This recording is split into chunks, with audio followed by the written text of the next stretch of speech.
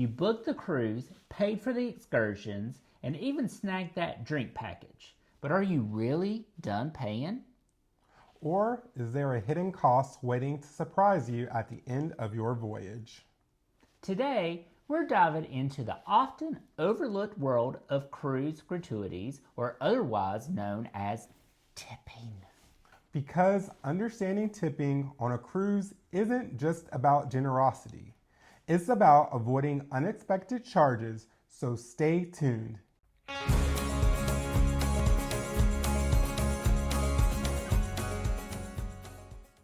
Cruises are often marketed as all-inclusive, but gratuities are a separate line item.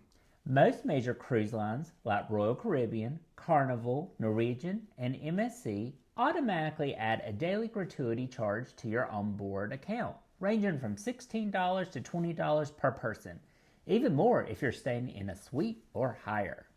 These charges cover a variety of staff members from cabin stewards, dining staff, and others who work behind the scenes to make your cruise enjoyable. Did you know that gratuities can be prepaid ahead of your cruise? We personally choose to prepay our gratuities when booking. It helps us lock in the current rate, avoiding any potential gratuity increases before our cruise date. From our personal experience, this strategy paid off. We booked a Royal Caribbean cruise early in 2024 for a 2025 sailing. In October 2024, Royal Caribbean announced a gratuity fee increase starting November 1st of 2024, raising the daily rate. Since we had prepaid our gratuities before the increase took effect, we were already locked in on the old rate for our 2025 cruise. If we had waited to pay our gratuities at the end of the cruise, we would have been subject to the new higher rate. Prepaying saved us money and ensured our crew tips were secured in advance. Plus, it means one less thing to worry about during the trip. We can relax knowing it's already taken care of, having a real peace of mind. And if plans change, most cruise lines allow you to adjust or cancel prepaid gratuities before the final payment date. Now, what if you feel the service didn't meet your expectations? Most cruise lines allow guests to adjust or remove gratuities by visiting the guest services desk. However, it's essential to consider that these tips support many crew members you might not see, but who contribute to your overall experience. It's a balance between personal discretion and acknowledging the collective effort of the crew. While the automatic gratuities cover many staff members, some guests choose to tip extra for exceptional service. For example, if your cabin steward goes above and beyond, a personal tip is a great way to show appreciation. Actually, on one of our cruises aboard the Carnival Sunshine, our stateroom steward, Honest, truly made our trip unforgettable. Every morning, he greeted us by name, asked us how our day was, and just made us feel like we were right at home. The personal attention he gave really stood out, and let's just say he definitely earned himself a generous extra tip.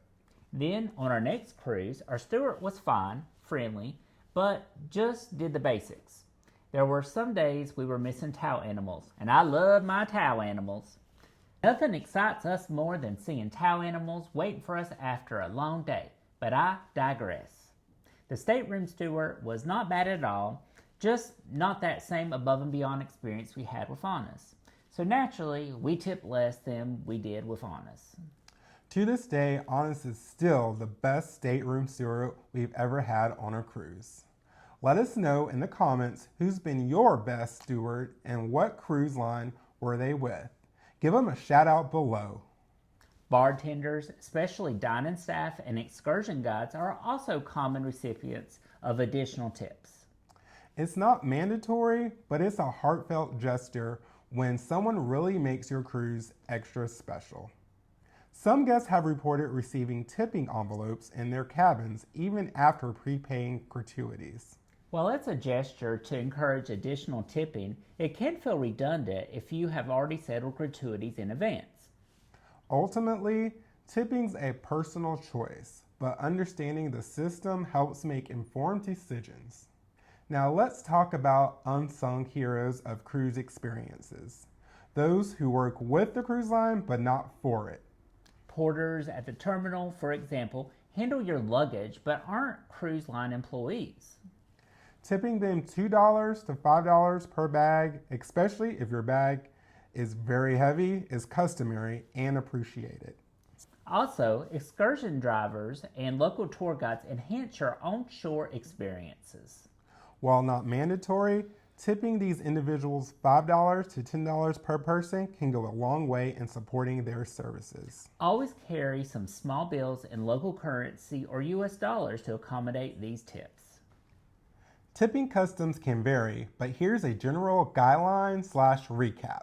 Cabin steward, $20 to $50 per person for a 7-day cruise. Dining staff, $10 to $20 per person.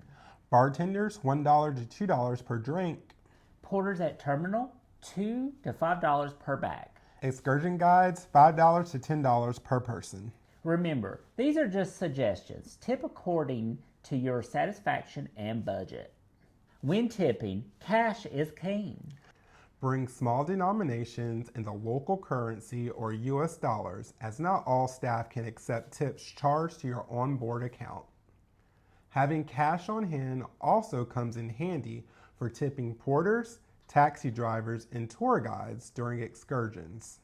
And let us know how much you tip everyone when you go on a cruise in the comments. Or let us know if our amounts for tipping are too high or too low. And leave your comments down below. Hey, that rhymed. Understanding and planning for gratuities ensures a smoother cruise experience. It helps you avoid unexpected charges and allows you to show appreciation for the hardworking crew. So when budgeting for your next cruise, don't forget to factor in gratuities. It's a small price to pay for exceptional service and unforgettable memories. Thanks for joining us on this voyage through cruise gratuities. If you found this information helpful, give us a thumbs up and subscribe for more travel tips.